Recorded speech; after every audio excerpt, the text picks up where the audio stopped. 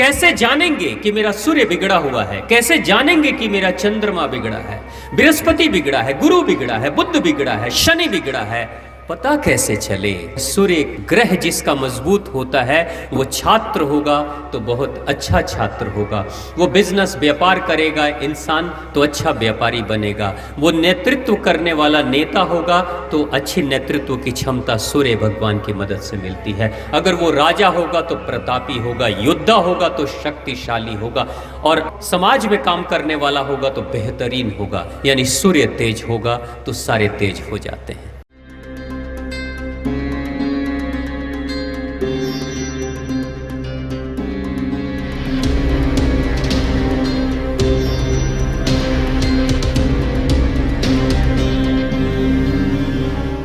अब यहां जितने भी 9 ग्रह हैं, सारे 9 ग्रह जिनका असर हमारे जीवन पे पड़ता है, उनको छोटे से बारीकी से हम समझ लेंगे तो आने वाले समय में जिंदगी को जीना बड़ा आसान हो जाएगा। हमारे जीवन में वो ग्रह कहाँ रहते हैं, हमारे शरीर में, हमारे तन में, हमारे मन में वो ग्रह कहाँ रहते हैं, कहाँ प्रभाव डालते हैं? कैसे जानेंगे कि मेरा सूर्य बिगड़ा हुआ है? कैसे जानेंगे कि मेरा चंद्रमा बिगड़ा है, बृहस्पति बिगड़ा है, गुरु बिगड़ा है, बुध बिगड़ा है, शनि बिगड़ा है? पता कैसे चले? उन सभी का आध्यात्मिक स्थान है हमारे अंदर। हम सभी की जो आत्मा है उसका सीधा संबंध सूर्य से है। हम सभी की आत्मा का सीधा संबंध सूर्य से है। यानी आपकी आत्मा जिस दिन दूषित होती है, कलुषित होती है, नकारात्मक दिशा में बढ़ती है, जब आप अपने अंतरात्मा की आवाज का दम घोटने लगते हो, जब उसकी आवाज को दबाने लगते हो, कई बार ऐसा हुआ कि आपका मन कहता है मेरी आत्मा इस बात को करने के लिए नहीं कह रही है, फिर भी मैं कर रहा हूं। आत्मा गवाही नहीं दे रही है, आत्मा नहीं कह रही है, फिर भी मैं कर रहा हूं। तो जब ऐसी स्थिति जिंदगी में आपके आएगी और आत्मा जब आपकी गवाही नहीं देगी, आत्मा नहीं कहेगी करने के लिए, फिर भी अंतरात्मा की आवाज को दबाकर जब आप किसी कार्य को करोगे तो होगा क्या? सूर्य मंद पड़ जाएगा, सूर्य आपका मंद पड़ जाएगा। आपकी गाड़ी कितनी भी पावरफुल इंजन वाली हो, लेकिन ईंधन ही न हो तो गाड़ी कितनी तेजी में भगाओगे? यानी ईंधन देने वाला वो सूर्य है। आत्मा को दबाकर, आत्मा को कमजोर करके, भगवत गीता में कहते हैं आत्मा को मारा नहीं जा सकता, जलाया नहीं जा सकता, काटा नहीं जा सकता, लेकिन आत्मा को गंदा किया जा सकता है। आत्मा दूषित होती है। राम जी की भी आत्मा है और रावण जी की भी आत्मा है। आत्मा तो दोनों हैं, लेकिन उसी आत्मा के प्रदूषण के कारण से एक कोई राक्षस बन जाता है और दूसरे कोई भगवान बन जाते हैं। अपनी आत्मा की आवाज को सुना करिए। अगर आत्मा की आवाज को सुनेंगे, जब आत्मा कहेगी ये काम नहीं करो, अगर उस काम को आप नहीं करोगे तो आपके अंदर एक अद्भुत आत्म बल जगता है, आपका मनोबल जगता है, आप इरादे के पक्के होते हो। उस समय आप भीड़ में भी अकेले रहोगे, जब सारी भीड़ आपके विरुद्ध में होगी तब भी आपके चेहरे पे चमक रहेगी, आत्मविश्वास रहेगा, मनोबल प्रखर रहेगा। लोग आपको कहेंगे कि आप अकेले हो, लेकिन फिर भी आप सबसे शक्तिशाली होगे, क्योंकि आपकी आत्मा आपका साथ दे रही होगी। और जब आत्मा साथ में होती है तो परमात्मा भी दूसरे पहलू में, आत्मा के दूसरे पहलू में परमात्मा का भी साथ मिलता है। और इस ग्रह में, इस प्रकृति का साथ सूर्य के रूप में मिलता है। जिसका सूर्य तेज हो जाता है उसके जीवन के सारे ग्रह नक्षत्र अच्छे हो जाते हैं। इसलिए अपनी आत्मा की आवाज को सुनना। तो यह जो वर्ष है, शुरुआत ही आत्मा से हो रही है। कितना सुंदर संयोग है ये। ब्रह्मदेव सृष्टि की रचना कर रहे हैं। सृष्टि की रचना, एक इंसान की भी रचना होती है, एक बालक भी जन्म लेता है, तो सर्वप्रथम शुरुआत तो आत्मा से ही होती है ना। शुरुआत तो आत्मा से ही होगी ना। उसके बाद ही तो मन बनेगा, तन बनेगा, फिर लहू बनेगा, मांसपेशियां बनेंगी और फिर हड्डियां बनेंगी। ये सारी शुरुआत लेकिन आत्मा से ही तो शुरुआत होती है। आत्मा से जीवन की शुरुआत होती है और आत्मा के चले जाने से जीवन की समाप्ति हो जाती है। यानी आप सच्चे अर्थों में इस 2082 में 2082 के विक्रम संवत के आज के शुभ दिवस में हम सभी अपनी आत्मा से पहले चरण से ही यात्रा शुरू कर रहे हैं। चूंकि यह पहला दिन है तो रविवार है, रविवार से शुरुआत हो रही है, सूर्य से शुरुआत हो रही है। इसके बाद दूसरा दिन कौन सा होगा? कल सोमवार। सोम किसको कहते हैं? सोम चंद्रमा को कहते हैं। सोम चंद्रमा को कहते हैं। सोमनाथ, भगवान शिव शंभु को सोमनाथ कहा गया। उनके मुकुट में, उनकी जटाओं में चंद्रमा है, सोम है वो। तो सोम यानी चंद्रमा। कल होगा चंद्रमा, यानी कल किसकी प्रमुखता बढ़ जाएगी? आज आत्मा प्रखर है आपकी, कल सोमवार को मन प्रखर हो जाएगा, मन आपका प्रखर होगा। यानी कल के दिन की प्रमुखता चंद्रमा से होगी। अब कल का जो दिन होगा, जिसकी आत्मा पवित्र होती है, सकारात्मक होती है, जिसकी आत्मा की शक्ति बलवान होती है, उसका मन कमजोर हो सकता है क्या? हो सकता है क्या? नहीं। यानी आपने अगर अपने सूर्य को बलशाली बना दिया तो चंद्रमा स्वतः शक्तिशाली हो जाएगा। मन तो मां पार्वती का भी है और मन तो साधारण लोगों का भी होता है। तो यानी पर्वत जैसे इरादे उसी के होते हैं जिसका मन बलशाली होता है, और मन बलशाली उसी का हो सकता है जिसकी आत्मा परमात्मा में लगी हुई है। उस मां पार्वती की आत्मा शिव रूपी परमात्मा में लगी हुई है। जब आत्मा परमात्मा से जुड़ी हुई है तो मन पर्वत जैसा हो जाएगा, फिर शैल्यपुत्री प्रकट होगी। यानी कल का जो दिन होगा वह मन का दिन होगा। आपको अपने मन को मजबूत बनाना है। अगर आपका जो मन है, ये मन है दो दिशा में भागता है, यही मन आपको रावण की दिशा में, यही मन आपको राम जी के दिशा में, यही मन आपको कृष्ण के दिशा में, और यही मन आपको कंस के दिशा में लेकर जाता है। आपको निर्णय करना है किस दिशा में आपको जाना है। अगर आप कृष्ण के दिशा में, राम के दिशा में जाओगे तो मन और शक्तिशाली हो जाएगा। यानी कि कल का दिन आपके लिए महत्वपूर्ण है। मन पे नजर रखना, मन पे नजर रख के आईने की तरह मन को देखना। अगर वो गंदा होता है तो हमारी शक्ल भी गंदी दिखाई देने लगती है। तो पहले मन को साफ कर लें, सब कुछ साफ साफ दिखेगा। एक बाबूजी से मेरी बात हो रही थी, मोतियाबिंद का ऑपरेशन करा के आए थे बाबूजी। मैंने पूछा, बाबूजी कैसा लग रहा है? मोतियाबिंद का ऑपरेशन करा के आए हो, उधर गए थे भेलोर, दक्षिण भारत में लेंस वेंस लगवा के आए थे। तो मैंने पूछा तो हंसते हुए कह रहे हैं, स्वामी जी बड़ा अच्छा लग रहा है, मोतियाबिंद का ऑपरेशन कराएं, साफ साफ दिख रहा है। मैंने पूछा कि कैसे अच्छा लग रहा है, थोड़ा बताओ तो पता है वो क्या कहते हैं? मैं तो सोचता था कि मेरी घर की दीवारें बड़ी गंदी हैं, क्योंकि दीवारें मुझे गंदी गंदी दिखाई देती थी। आज मोतियाबिंद का ऑपरेशन करा के आया तो लग रहा है घर का व्हाइट वॉश हुआ है, बढ़िया से चूना वूना सफाई उफाई हुई है, मेरा घर बड़ा साफ साफ लग रहा है। मैं तो इतने दिनों से यही सोचता था कि मेरी घर की जो बहुएं हैं ना, मेरे बेटे हैं, ये कभी घर की ठीक से सफाई नहीं करते हैं, तो मैं बहुत शिकायत से भरा रहता था। आज पता चला कि घर की दीवारें तो उस समय भी अच्छी थी, गंदगी तो मेरी आंखों पे थी। आंखों का पर्दा हटा, घर साफ हो गया। लेकिन पहले समझता था कि घर ही गंदा था। हंसने लगे कहकर। मैंने पूछा कि फिर और क्या क्या देखे? तो वो कहते हैं कि मैं अपने बच्चों को देखता था, अपनी पत्नी को देखता था, घर की बहुओं को देखता था। मैं सोचता था ये कभी नहाते नहीं है क्या? ये नहाते वाते नहीं है क्या? कितने गंदे गंदे दिखाई देते हैं। मन नहीं करता था इन लोगों के पास में बैठने का, इन लोगों से बात करने का। आज जब आंख की सफाई हो गई तो पता चल रहा है सब सुंदर सुंदर हैं, मुझे सारे के सारे गंदे गंदे दिखते थे। तो बाबूजी हंसते हुए कहें कि मुझे स्वामी जी अब पता चल रहा है, गंदगी तो मेरे अंदर थी लेकिन दुनिया मुझे गंदी दिखाई दे रही थी।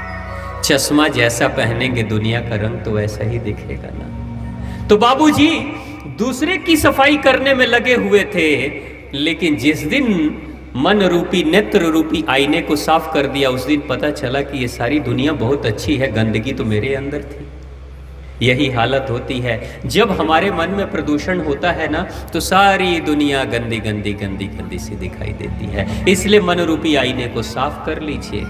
अगर मन रूपी आईने को साफ कर लेंगे तो सोम जगेगा, चंद्रमा जगेगा, चंद्रमा का तेज जगेगा, और प्रसन्न जो देवता होंगे, भगवान होंगे, वो शिव शंभु हो जाएंगे। यानी शिव शंभु को प्रसन्न करना है तो उसके सोम के स्वामी को यानी चंद्रमा को प्रसन्न कर लो। और चंद्रमा के ग्रह को प्रसन्न करने के लिए कुछ करने की जरूरत नहीं, उसका एक तार जुड़ा है हमारे मन के साथ में। उस चंद्रमा का तार जुड़ा है हमारे मन के साथ में। मन पे काम करो, चंद्रमा पे कुछ छेड़छाड़ करने की जरूरत नहीं है। आप मन पे काम करोगे, चंद्रमा स्वतः प्रसन्न हो जाएंगे और आपके अनुकूल हो जाएंगे। सूर्य तो हजारों लाखों किलोमीटर दूर है ना। आप सूर्य के सानिध्य में जाने के लिए क्या सूर्य के पास क्या लाखों किलोमीटर दूर की यात्रा तय करके सूर्य के पास जाओगे, या सूर्य के किरणों में कुछ देर बैठ जाओगे? सूर्य से मिलन तो हो ही जाएगा। होता है कि नहीं? कहीं जाने की जरूरत नहीं, सूर्य के किरणों में बैठ जाओ। वो लाखों किलोमीटर दूर भी है, फिर भी आपका संबंध जुड़ जाएगा उसके साथ में। यानी कि जिन ग्रहों का असर हमारा जहां होता है उसको ठीक कर लीजिए, ग्रह स्वतः ठीक हो जाएंगे, हमारे अनुकूल हो जाएंगे। दो बेटे हैं, एक बेटा अपने पिता का कहना मानता है, पिता कहते माता कहती है पढ़ाई करो, पढ़ाई में मन लगाता है बच्चा, अनुशासन मानता है, उनकी सलाह को मानता है, उनके अनुसार चलता है, अपने माता पिता से प्रेम करता है, जो वो कहते हैं वैसा आचरण करता है। तो क्या पिताजी की आरती उतारने की जरूरत पड़ेगी ताकि पिताजी प्रसन्न होंगे? यानी पिता के अनुकूल जैसे ही बच्चा हुआ, स्वतः पिता प्रसन्न हो गए, मां प्रसन्न हो गई। ऐसा ही होता है ना मां? आपके बेटे बेटी रोज पूजा करें आपकी और आपकी माने ही नहीं, तो आप प्रसन्न हो जाओगे? चंद्रमा की लाख पूजा करें, शिव की लाख पूजा करें, लेकिन ये जो मन रूपी प्रदूषण है उसको साफ ही ना करें, तो शिव शंभु कहेंगे साफ तो करके आओ, साफ करके आओ। जैसे ही सफाई होगी वैसे ही मेरा आशीर्वाद बरसने लगेगा। इस धरती के नीचे पानी है, इस धरती के नीचे पानी है, लेकिन पानी निकल जाएगा क्या? आपको पानी मिलेगा क्या? आपको प्यास लगी होगी, गला सूख रहा होगा, प्यास से मर रहे होगे, लेकिन पानी नहीं मिलेगा, जबकि है इस धरती के नीचे पानी। आपको मिलेगा नहीं, मर जाओगे प्यास से तो भी नहीं मिलेगा।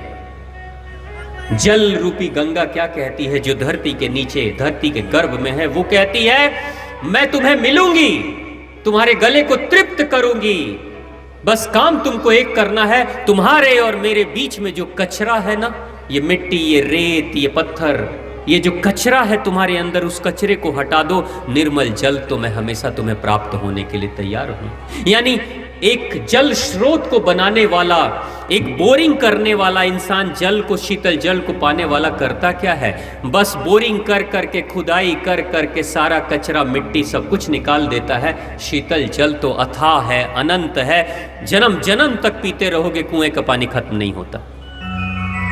यानी करना क्या है? आशीर्वाद रूपी अमृत जल प्राप्त होने के लिए तैयार है।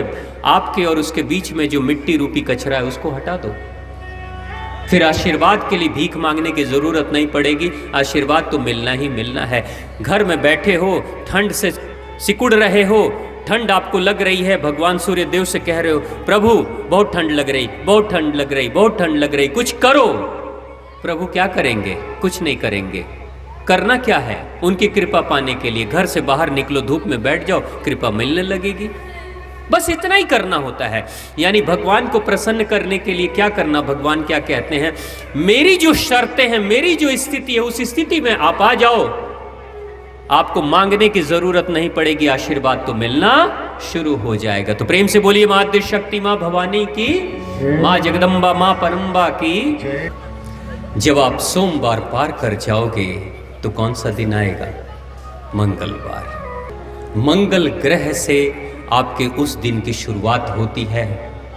मंगल वो ग्रह होता है जो मंगल करता है, और आपके जीवन में मंगल होता है। लेकिन आपके जीवन में मंगल करने वाला कौन है?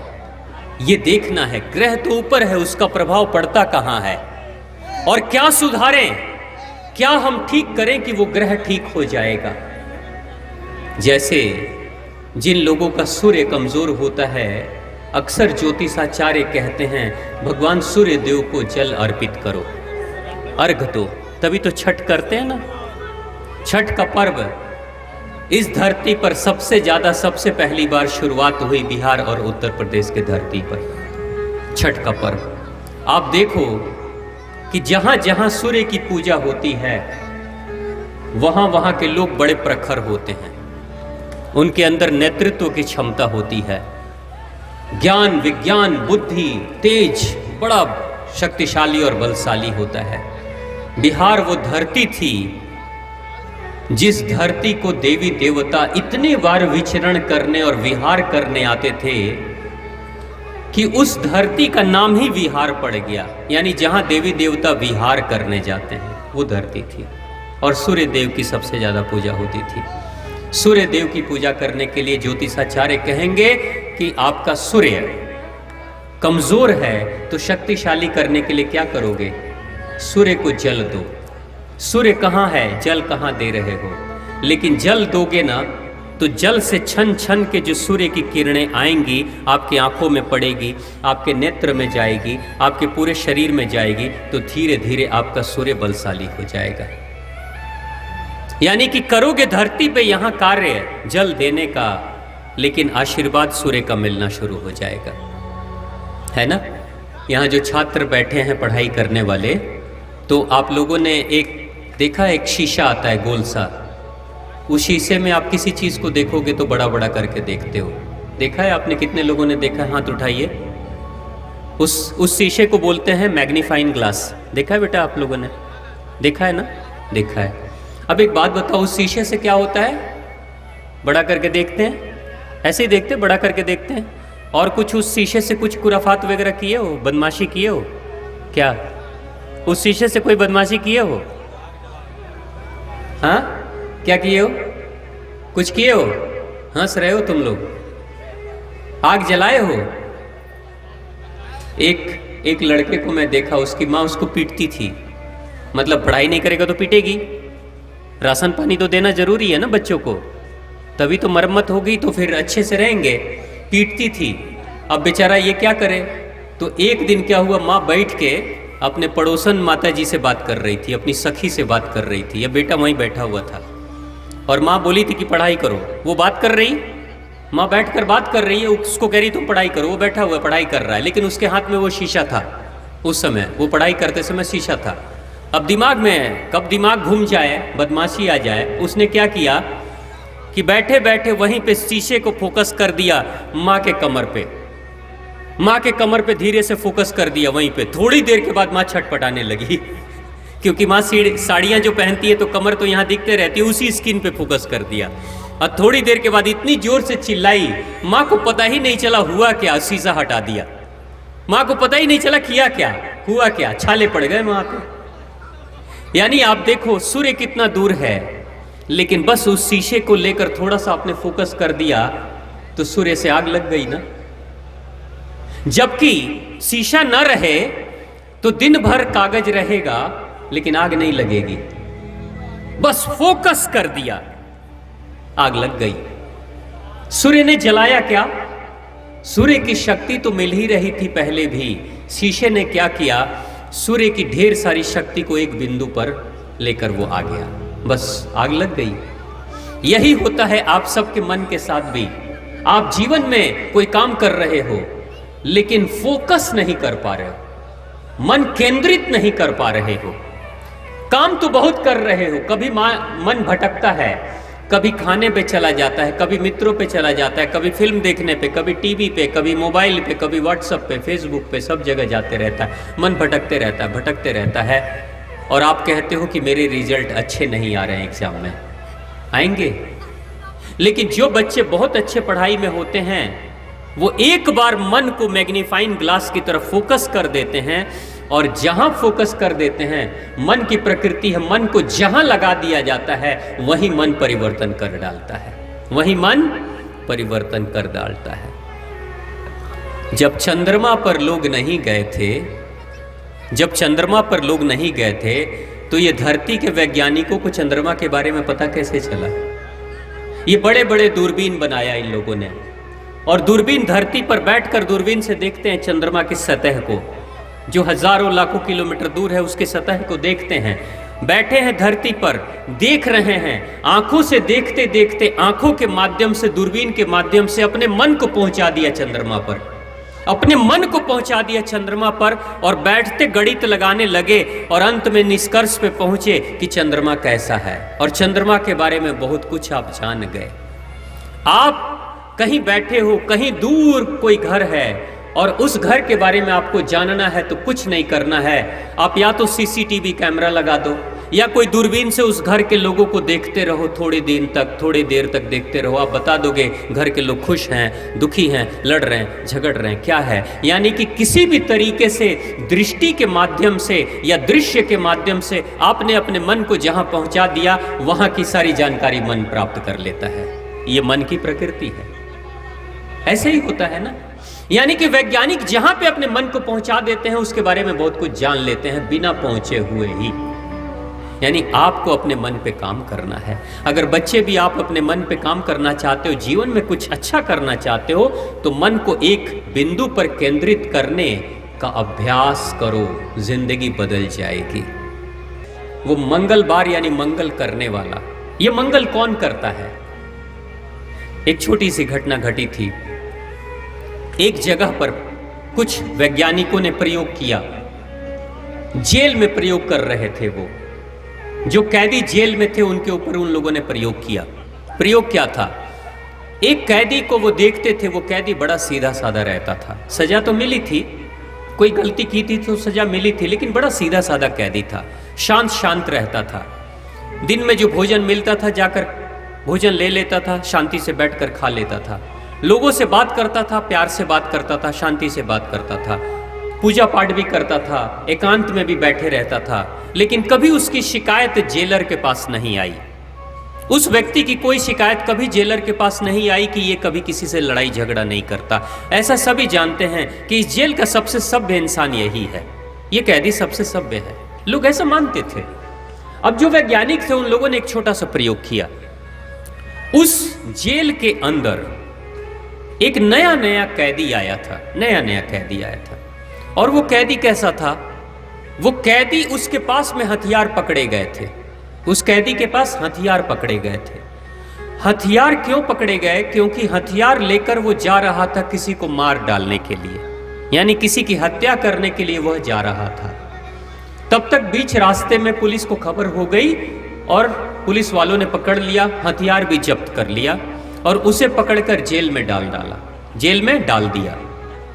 अब जेल में तो चला आया, तो जो वैज्ञानिक थे उन लोगों ने उसके शरीर से खून निकाला, उस इंसान के, उस अपराधी के शरीर से खून निकाला, और खून निकालकर उस कैदी के शरीर में खून चढ़ा दिया।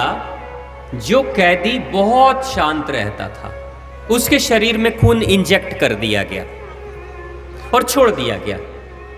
दूसरे दिन सुबह में, जबकि वो अलग कमरे में रहता था, वो कैदी अलग जगह पे रहता था, ये कैदी अलग कमरे में रहता था, लेकिन दूसरे दिन सुबह में जब वैज्ञानिक गए देखने के लिए, उस शांत कैदी के कमरे में देखने के लिए, निरीक्षण करने के लिए गए, तो उनको बड़ी आश्चर्यजनक चीज दिखाई दी कि वह सीधा साधा कैदी रात भर में अपने नाखून से पूरे दीवारों को खरोच डाला था। उसने नाखून से खरोचा था, वो दीवारों को तोड़ना चाहता था, अपने सर को मारा था उसके ऊपर। उसको रात में नींद नहीं आई थी ठीक से, और जो बहुत शांत रहता था वो बहुत क्रोधित था। और उस दिन जेलर से और दूसरे वैज्ञानिकों से वो झगड़ा करने लगा था कि तुम लोगों ने क्या किया मेरे साथ में। बहुत क्रोधित था वो। तो जो जेलर थे और साथ में वैज्ञानिक थे, जब शोध करने लगे तो इस निष्कर्ष पे पहुंचे, शांत तो था क्योंकि यह अंदर से शांत था, लेकिन जैसे ही एक क्रोधी अपराधी जो किसी को मार देना चाहता है लेकिन मार नहीं पाया, तो अंदर जो क्रोध है वो उसको बेचैन कर रही है। वो चाहता है कि दीवारों को तोड़ डालें, जेल के सलाखों को तोड़ दें और भाग जाएं और उस व्यक्ति को मार डालें, लेकिन वो मार नहीं पा रहा है। तो जो जेल के दीवारों को, जेल के छड़ों को, सरिया को जो खींच रहा था, तोड़ने की कोशिश कर रहा था, जैसे ही उसके खून को उस शांत प्रिय कैदी के शरीर में डाल दिया गया, वैसे ही खून के अंदर वो आक्रोश, इसका आक्रोश खून के माध्यम से उसके अंदर चला गया और वो गतिविधि जो वो अपने जेल में करता था, वही गतिविधि ये व्यक्ति करना शुरू कर दिया। तो वैज्ञानिक इस निष्कर्ष पे पहुंचे कि खून जब शांत और शुद्ध होता है तो मन शांत होता है, और खून जब दूषित होता है, गंदा होता है, तो मन भी गंदा हो जाता है, कर्म भी गंदा हो जाता है। यानी कि खून का असर होता है। ये जो मंगल ग्रह है, इसका रंग कैसा है? ये लाल लाल सा है। मंगल ग्रह लाल होता है, उसका सीधा असर आपके शरीर के रक्त कणों पे पड़ता है, लाल रक्त कणों पे पड़ता है। अगर आपके मन में विचार कल्याण का है, मंगल का है, सबका भला हो, सबका कल्याण हो, सबके जीवन में तरक्की हो, सबका व्यापार रोजगार बढ़े, सबके बच्चे अच्छे करें, सब सुरक्षित रहें, सब भगवान के बच्चे हैं, ऐसा भाव जब आएगा ना मंगल का, तो मंगल ग्रह स्वतः प्रसन्न हो जाएगा। और मंगल ग्रह के प्रसन्न होने के कारण से आपके रक्त कणों के अंदर कुछ इस तरह की चीजें, ऐसे हार्मोन सीक्रेट होंगे जिसको हैप्पीनेस का हार्मोन भी बोलते हैं, यानी खुशी आ जाएगी आपके अंदर। इसलिए रक्त को, हमारे शरीर के रक्त को नारद मुनि कहते हैं। रक्त जो होता है नारद मुनि होता है। नारद मुनि कैसे नारद मुनि हैं? नारद मुनि वो संत हैं, वो देव ऋषि हैं जो पूरी दुनिया का खबर, पूरी दुनिया का यानी कि धरती, पाताल, स्वर्ग, सबकी खबर रखते हैं। आप देखो, आपके शरीर में अगर तबीयत खराब होती है तो डॉक्टर साहब कहते हैं ब्लड चेक करा लीजिए, और ब्लड चेक जब आप कराते हैं तो वो बता देते हैं हीमोग्लोबिन कितना है, कैल्शियम कितना, मैग्नीशियम कितना है, बीमारी लीवर में है कि किडनी में है कि हार्ट में है कि ब्रेन में है, कहाँ बीमारी है, यानी कि रक्त के कुछ बूंदों के कारण से पूरे शरीर की बीमारी की खबर पता चल जाती है कि कहाँ पे गड़बड़ी है। यानी रक्त ही है जिसके अंदर पूरी स्थिति घूम रही है निरंतर। रक्त ही धमनियों के रूप में हमारे शरीर के अंदर बहने वाली नदियां हैं। हमारे शरीर के अंदर बहने वाली जो नदियां हैं वो रक्त हैं। यानी अपने रक्त को शुद्ध करने की जरूरत है। रक्त अगर शुद्ध है, शांत है, जब आपका रक्त कम होगा, जैसे माताओं बहनों के अक्सर रक्त की कमी होती है, हीमोग्लोबिन कम होता है, यानी कि रक्त कम सिर्फ नहीं हो रहा है, मंगल ग्रह कम हो रहा है, मंगल की कृपा आपके ऊपर थोड़ा कम ही मिलेगी। रक्त शुद्ध होगा, मंगल शुद्ध हो जाएगा। यानी कि आप जैसे जैसे अपने रक्त को बेहतर करोगे, वैसे वैसे आपके मंगल ग्रह की कृपा आपके ऊपर बरसते रहेगी। इसलिए आपको अपने रक्त पे काम करने की जरूरत है। तो प्रेम से बोलिए माँ आद्य शक्ति, माँ भवानी की, माँ जगदम्बा, माँ परम्बा की। बाद दूसरा दिन कौन सा आता है? बुधवार। बुध ग्रह सबसे तेजी से चलता है, और आपके जीवन में, आपके अंदर सबसे तेज कौन चलता है? आपकी बुद्धि सबसे तेज है। बुद्धि चाहे तो कुछ भी कर दे, झूठ, सच, फरेब, उल्टा सीधा सब कुछ बुद्धि चलती है ना। कहते हैं बुद्धि बड़ी तेज चलती है, तो वो बुद्धि है।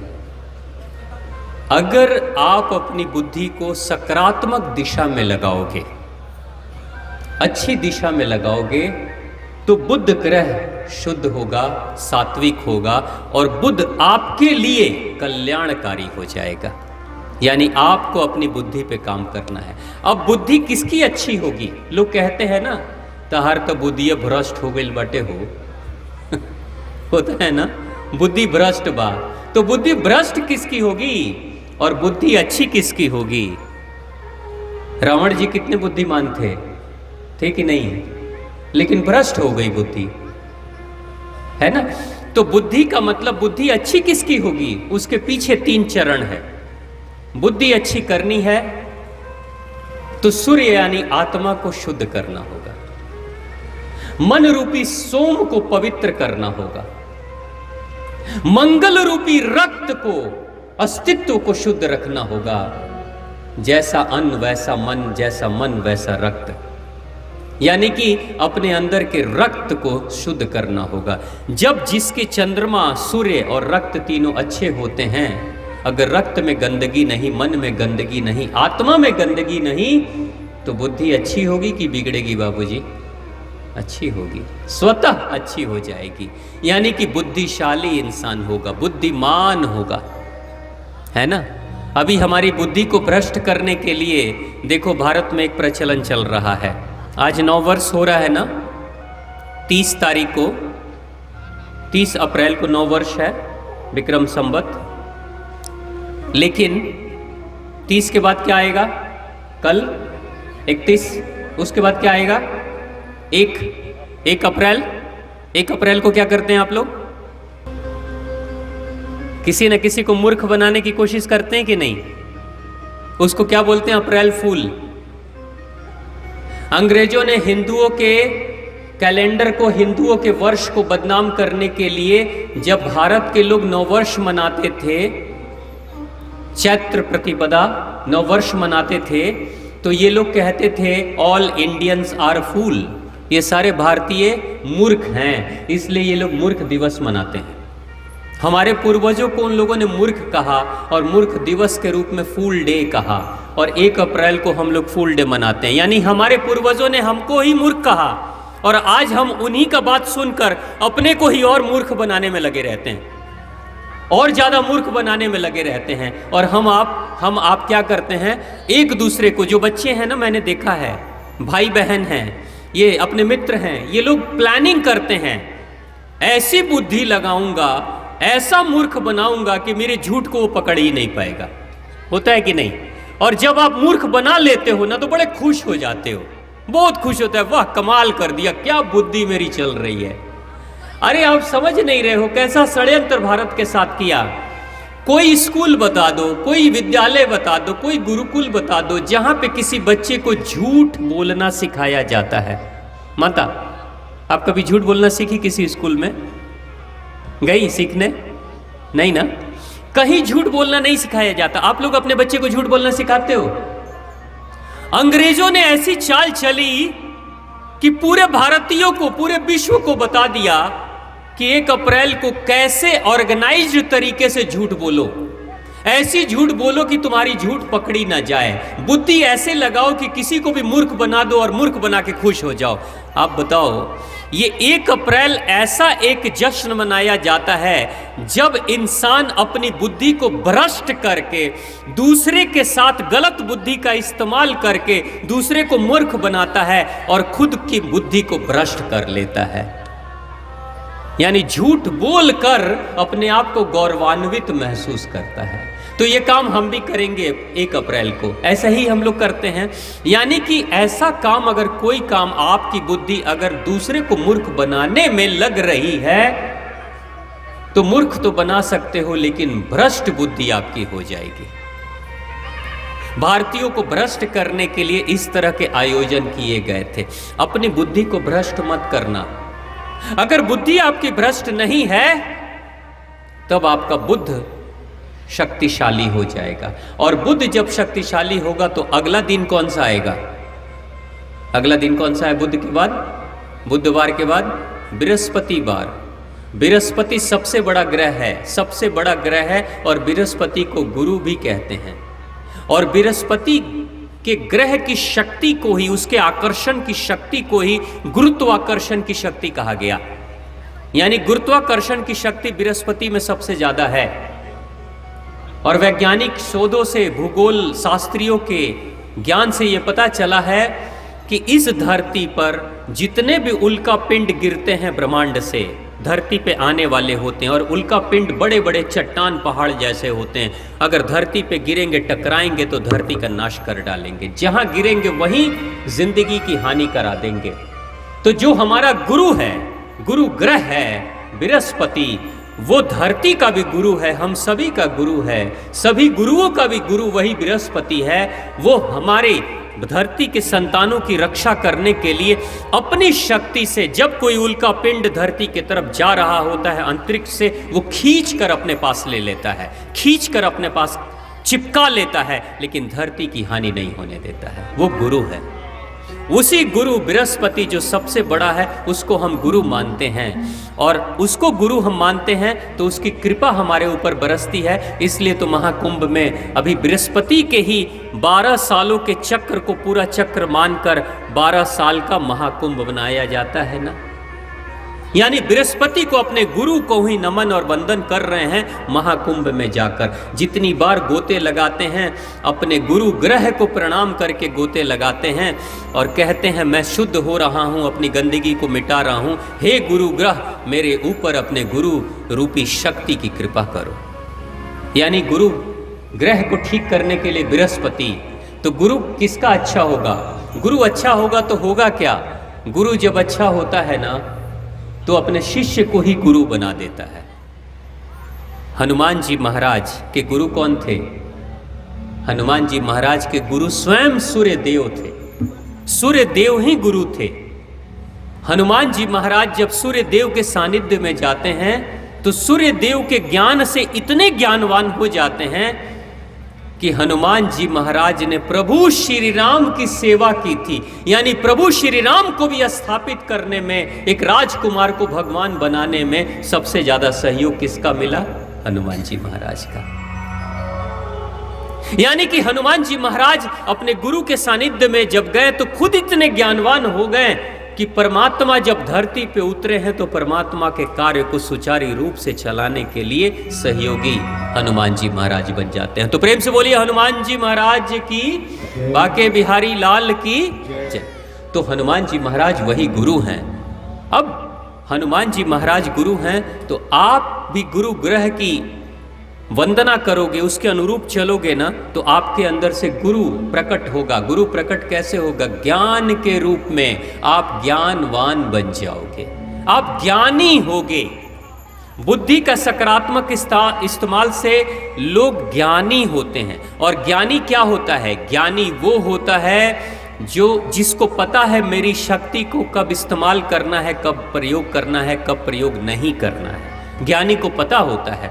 ज्ञानी को पता है कब गाड़ी चलानी है, कब एक्सेलेटर दबाना है, कब ब्रेक लगाना है। लेकिन जो ज्ञानी नहीं होगा ना, बुद्धिमान खाली होगा, एक्सेलेटर ही दबाते चला जाएगा। इसलिए कहते हैं जिसके पास सच्चा ज्ञान होता है उसको ये भी पता होता है कब हाँ करना है, कब ना करना है, कब लड़ाई करनी है, कब शांति में रहना है, सब पता होता है ज्ञानी को। इसलिए सच्चा ज्ञान तब प्रकट होता है।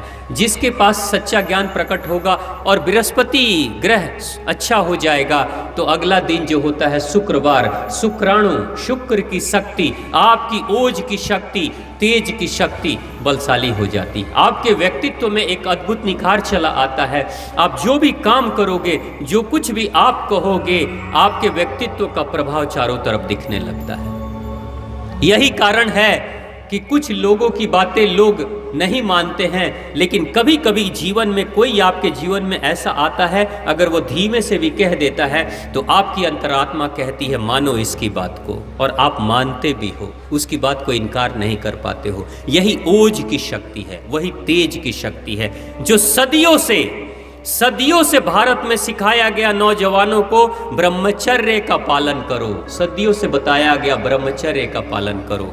आज के वर्तमान वैद्य चिकित्सक डॉक्टर कहते हैं ब्रह्मचर्य की पालन करने की जरूरत ही नहीं है। ये वो क्या कह रहे हैं? जब ओजवान, शीलवान, अंदरूनी शक्ति वाले जब युवा होंगे किसी भी देश में, तो उन युवाओं को पथभ्रष्ट नहीं कर पाएंगे, गुलाम नहीं बनाएंगे।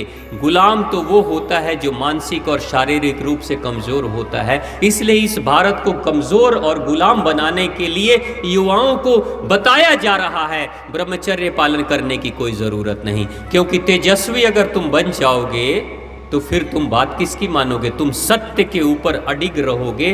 फिर सत्य तुम्हारे अंदर बलशाली होगा तो असत्य कैसे हो पाएगा? इसलिए युवाओं को कमजोर करने के लिए कहते हैं शुक्राणु को बचाने की जरूरत नहीं है, ब्रह्मचर्य की पालन करने की जरूरत नहीं है। यानी शुक्र कमजोर हो गया तो शुक्र ग्रह कमजोर हुआ और साथ ही आपका ओज घट गया, व्यक्तित्व कमजोर हो गया, समझ लेना कि वो ग्रह आपका कमजोर हो गया। जब ये भी कमजोर हो जाएगा या शुक्र बलशाली हो जाएगा तो फिर क्या होगा? शुक्र बलशाली होगा तो अगले दिन शनिश्चर, शनिवार। अब जिसके जीवन में सूर्य बलशाली है रविवार, सोम यानी चंद्रमा बलशाली है सोमवार, जिसके जीवन में रक्त शुद्ध है, मन शांत है और सकारात्मक दिशा में मंगल की यात्रा जो कर रहा है, जिसकी बुद्धि बुद्धिमान और सकारात्मक दिशा में जा रही है, जिसका गुरु, जिसके अंदर से गुरु तत्व जगा हुआ है, जो स्वयं का गुरु है, जो अच्छे और बुरे में भेद करना जानता है, जो सही गलत में भेद करना जानता है, जिसके अंदर गुरु तत्व प्रकट हो चुका है, जिसका शुक्राणुओं की शक्ति, योज की शक्ति जिसकी बढ़ी हुई है, उसका शनि कैसा होगा? कमजोर होगा। उसके ऊपर 7.5 लगेगी, उसके ऊपर ढैया लगेगी। ये कमजोरों के ऊपर ही भूत पिचास पकड़ते हैं। आप देख लेना, कभी भी देख लेना, जो कमजोर लोग होते हैं ना, उनको भूत ज्यादा पकड़ लेते हैं, और जो शक्तिशाली होता है उसको भूत कम पकड़ता है। इसलिए माताओं को भूत ज्यादा पकड़ते हैं और पुरुषों को भूत जल्दी नहीं पकड़ते। कमजोरी है ये और कुछ नहीं है। अभी कोरोना के समय आपने देखा, जिसकी रोग प्रतिरोधक क्षमता घटी हुई थी, कोरोना बाबा पकड़ लेते थे, तुरंत पकड़ रहे थे। और जो शक्तिशाली था, बलवान था, गांव के लोग शक्तिशाली थे, ऑक्सीजन बढ़िया था, फेफड़ा मजबूत था, इम्यूनिटी पावर मजबूत था, कोरोना जी पास में भी नहीं फटके थे उनके, दूर दूर से प्रणाम सलाम करके निकल लिए थे। यानी कि जिसकी रोग प्रतिरोधक क्षमता, अंदरूनी शक्ति जिसकी घटी हुई रहेगी, उसी के ऊपर बैक्टीरिया और वायरस सब लग जाएगा, और जो अंदर से मजबूत होगा उसके ऊपर कोई बैक्टीरिया वायरस रहेगा, चारों तरफ छू नहीं पाएगा। यही है शनि देव। शनि देव का मतलब है कि अगर आप मेरी कृपा पाना चाहते हो तो शक्तिशाली बनाओ, अपने 6 ग्रहों को शक्तिशाली बनाओ, 7वां मैं तो आपका बलशाली हो जाऊंगा।